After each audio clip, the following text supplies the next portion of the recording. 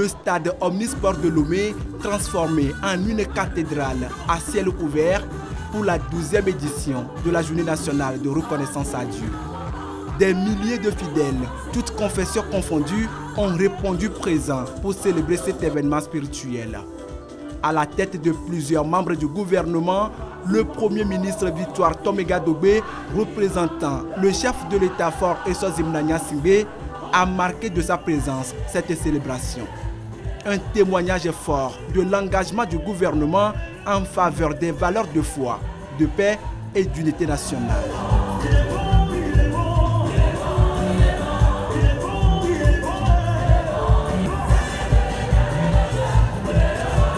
Cette séance a permis de rendre gloire à Dieu, de louer Dieu et de demander davantage à Dieu de nous protéger, de tendre sa main sur notre pays, le Togo, afin que tous les fils et toutes les filles du Togo soient en paix. La vie que Dieu nous a prêtée est une pure grâce. Particulièrement pour l'année 2024, je n'ai jamais été à l'hôpital. Donc je rends grâce à Dieu parce qu'il m'a donné la santé de fer. Nous souhaiterions qu'il nous prête encore cette santé de fer pour que nous puissions encore aller de l'avant pour les jours à venir.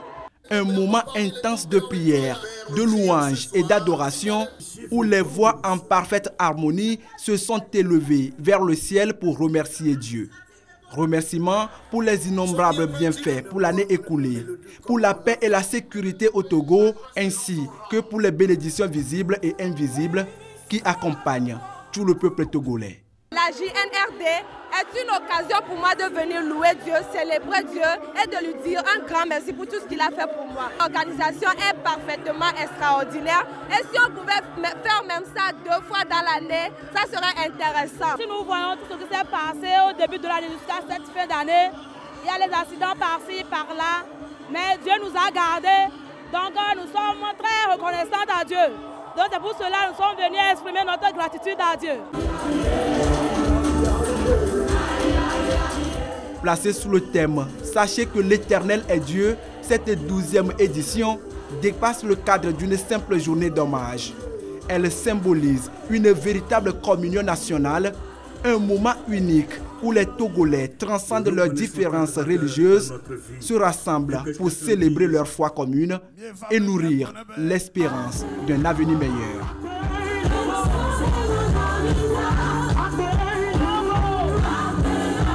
Des intercessions ont été également élevées pour le pays. Prières pour la paix, la sécurité, la prospérité et une cohésion renforcée entre tous les fils et filles de la nation.